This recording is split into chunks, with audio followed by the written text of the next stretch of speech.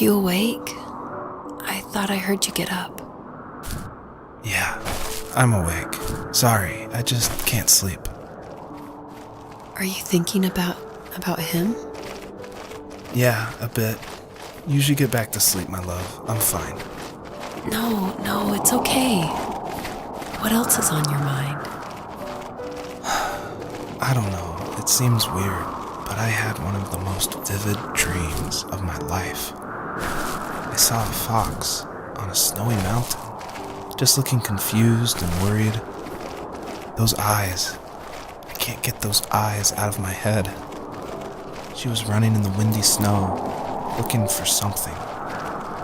Do you think it has to do with you and what's been going on? I don't know. It was just a dream, Rachel. They're not meant to make sense. A lot's happened the past couple days, that's all. Well, if you're not going to sleep anyway, you should tell me. I want to hear. All right.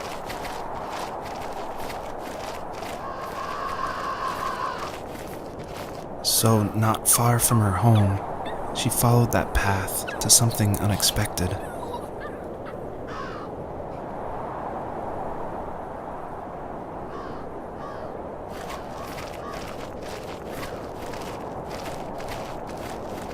She couldn't stay, though. She had to find her other 2 children. So she took that path. She followed it towards something ancient. Something with answers.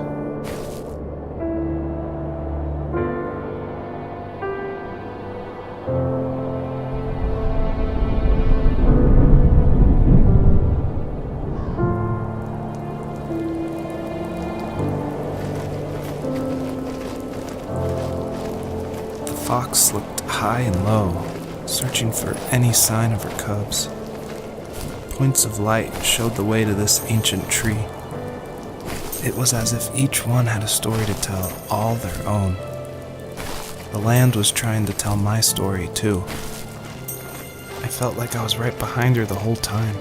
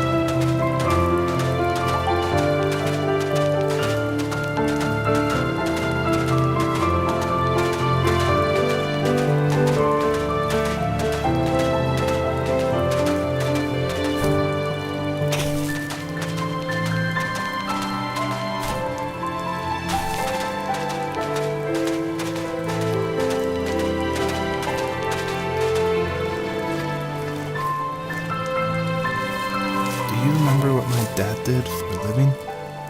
Wasn't he like a lumberjack? That's one way of putting it. If wood was a canvas, then a carving knife was his paintbrush. Even after working a 50-hour week, even after his hands were more splinters than skin, he would bring home the nicest piece of Alaskan weeping cedar and make me toys. That wooden train was the first toy I can remember, and I loved it. I just knew from a young age I was going to be a lumberjack, like my father.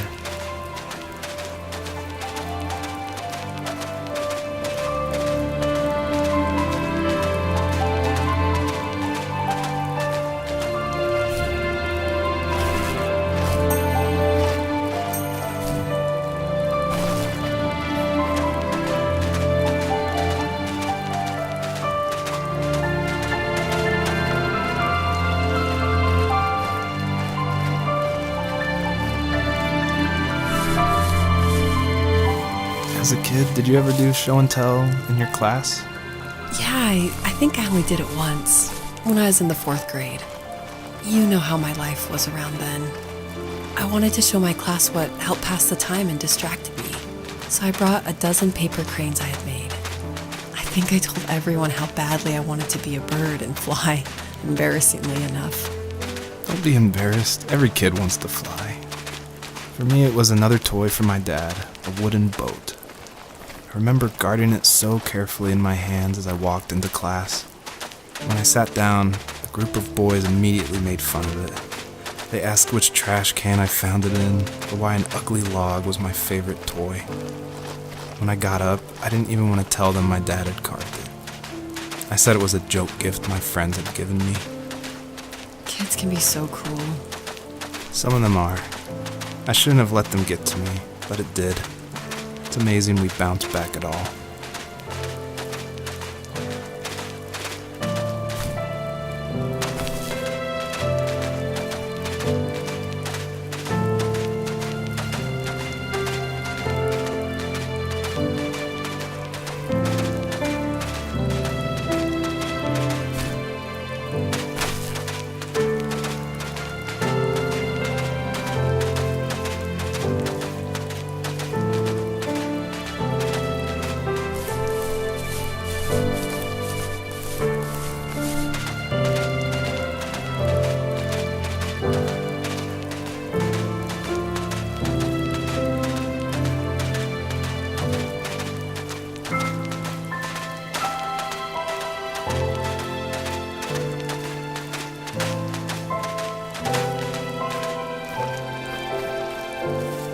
Usually those kids would leave me alone, but somehow they could tell I was different.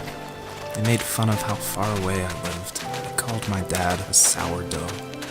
I was a blabbermouth as a kid, telling my dad stories I made up for hours. But after that show and tell, I didn't tell him much anymore.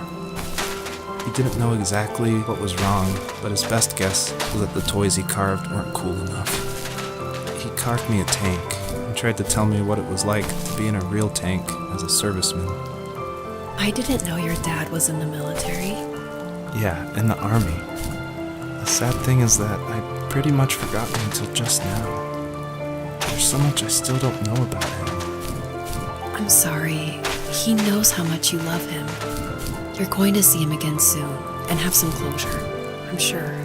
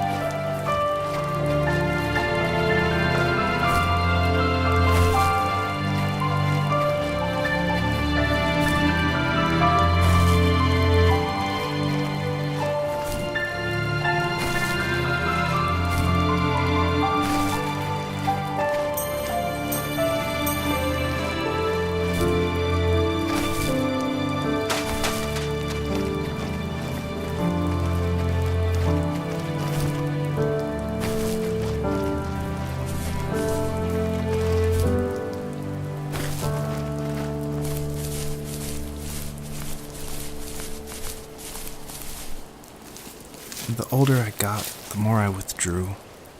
I asked myself, why talk to anybody anyway? Why bother when I'm happy by myself? I started drawing a lot, mostly animals I saw in the woods by my home. I then imagined designing my own hideouts with things like TVs and pantries full of chips and cookies. I think that idea of leaving home and drawing blueprints started my career. I found a lot of solace in that. I'm not surprised, but I did the same thing, you know? There's something special about having a place to call your own. And now look at us. Well, if you count renting in an overpriced city. It's as close as we can get for now.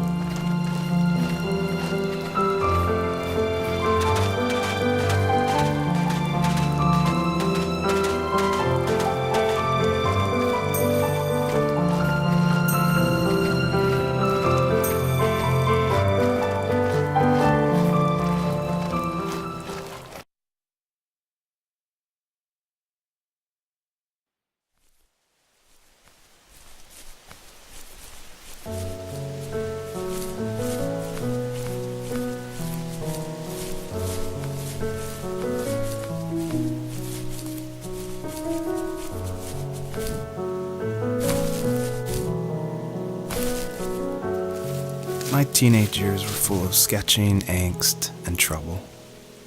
I wasn't popular or unpopular. Maybe just forgettable. I guess that gave me a sense of freedom, so I hung out with crazy kids, doing crazy things, even though I mostly just watched the chaos ensue. We did it all. Put fireworks in mailboxes, hide roadkill in people's garages, break windows of the barber shop in Anchorage. My dad was furious, but he was so busy working he couldn't do much to stop me from going out. I think being an adult means there's no one to stop you making hard decisions. He had to make a living, and he couldn't be in two places at once. Yeah, I realize that now. But at the time, I was sure he was more interested in growing his business than what was going on with me.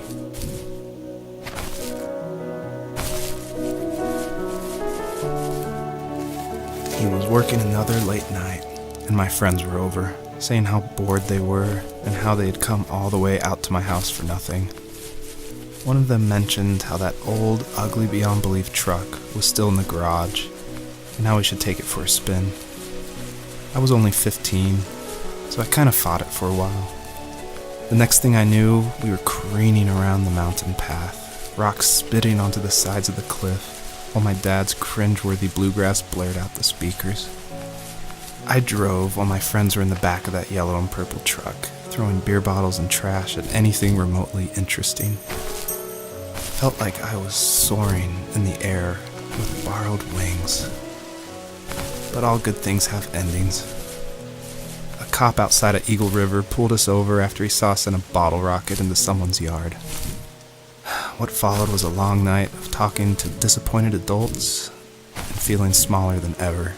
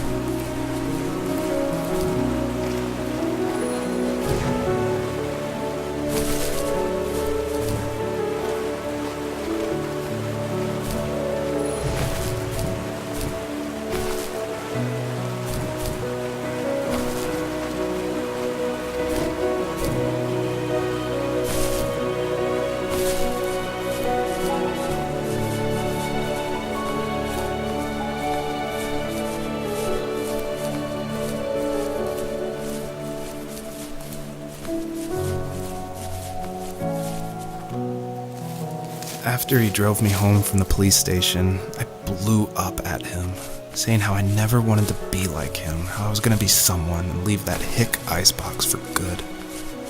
He just looked forward at the road with tired eyes. I took out that bluegrass tape from the cassette deck and chucked it out the window. In my sage teenage wisdom, I thought I had proved the ultimate point. But my dad had a different idea. He slammed the brakes, slowly bowed his head while gripping the steering wheel, and finally looked at me. All he said, like it was a polite request, was, "Make this right." I sat there in silence, fuming, but I eventually got out and combed every square inch of the woods, muttering profanity after profanity. I found it 30 minutes later, near a small waterfall off the road. I went back to the truck, put the wet tape back in, and sure enough it worked. We didn't speak another word to each other the rest of the night. Wow, I knew you were a crazy teenager, but It's hard to believe, isn't it? It surprises me too. It's like I didn't really know who that kid was back then. I bet my dad thought the same thing over and over. It's almost like he was saying, "Make this right," to himself, more than to me.